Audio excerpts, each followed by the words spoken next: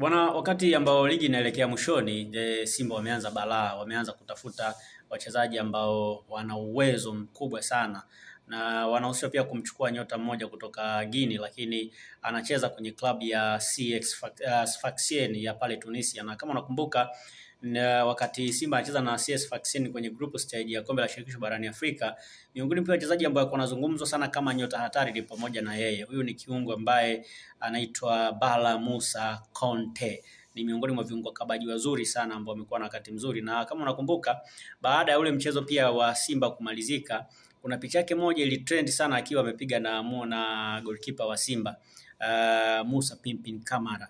Hao ni wachezaji ambao wametoka kwenye taifa moja, by the way, watu ni watu kutoka Guinea pale, lakini huyu bwana mdogo amekuwa na uwezo mzuri sana, na ndio maana CS Sfaxien ya Tunisia walimchukua akiwa na kijana mdogo kabisa. Unajua ni amezaliwa mwaka 2004, manake ni almost na miaka 20 na kitu 21 fulani hivi inaelekea.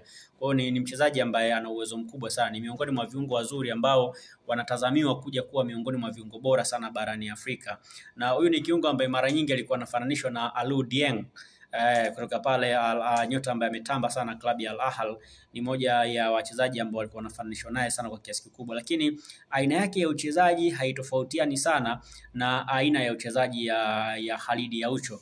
Na Khalid Aucho ni miongoni mwa wachezaji ambao of course ni vipenzi vya wengi hapa kwenye mpira wetu wa Tanzania. Nafikiri mashabiki wengi wa mpira wanakubali kile ambacho anakifanya. So yeye pia ni miongoni mwa wale ambao wachezaji ambao wana sifa kama zile za Khalid Aucho. So kama Simba atafanikiwa kusanasa saini yake, watakuwa wamepata bonge moja la mchezaji. Watakuwa wamepata kiungo mkabaji mzuri sana kwa sababu kwanza ni ball player mzuri sana, ana composure ya hali ya juu sana. Yaani ni mchezaji ambaye amekamilika, yani ana sifa zote za kiungo mkabaji. Leo si mnamwona Kagoma, mnasema Kagoma ni kiungo mzuri mkabaji, lakini kama ikitokea Simba kafanikiwa kumpata Kante, mtaona shughuli yake.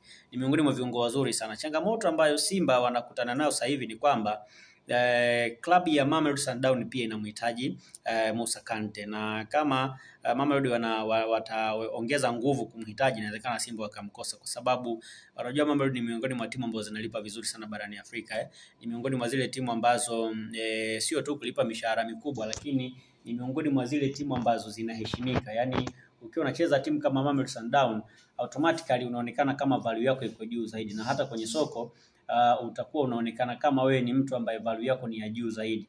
So hata Simba ni timu kubwa, kwa sababu ukiangalia baada ya Simba kuingia kwenye hatua ya makundi, sasa wameingia mpaka nafasi ya 4 kwenye bara la Afrika. Kwa hiyo unaweza ukaona namna gani ambavyo wanaweza kubiti hapo, kwamba ukiangalia kwa ubora, of course Simba ndio timu bora barani Afrika, iko nafasi ya 4, lakini so far ukitazama Mamelodi Sundowns ni timu ambayo inavutia zaidi kuliko klabu ya Simba, kwa sababu unajua Mamelodi wanalipa pesa nyingi, na sio tu kulipa pesa nyingi, ni timu ambayo yani ina uhakika wa kucheza Champions League kila msimu. Lakini kwa upande wa Simba kidogo unaona kama msimu uliopita wameshindwa kucheza Champions League, wanacheza CAF Confederation, and by the way this time around wamequalify kwenda hatua ya nusu finali kwenye kombe la shirikisho. Ni hatua kubwa kwa upande wa Simba, lakini bado tunapokuja swala la ushawishi, Mamelodi Sundowns kama watawekeza nguvu kubwa kwa Musa Kante, inaweza ikawa ni faida, yani inaweza ikawa ni rahisi sana kwa Mamelodi Sundowns kumpata kuliko klabu ya Simba kumpata. So I believe kwamba kwa performance bora ambayo wameonyesha kwa pande zote, kwa akiwa na cost ya CS Sfaxien, ana uwezo wa kuja Simba na akafanya mambo makubwa sana. Na unaona mpaka timu kama Mamelodi Sundowns zinamhitaji mchezaji wenyewe, maana yake sio mchezaji mdogo, ni mchezaji mzuri sana.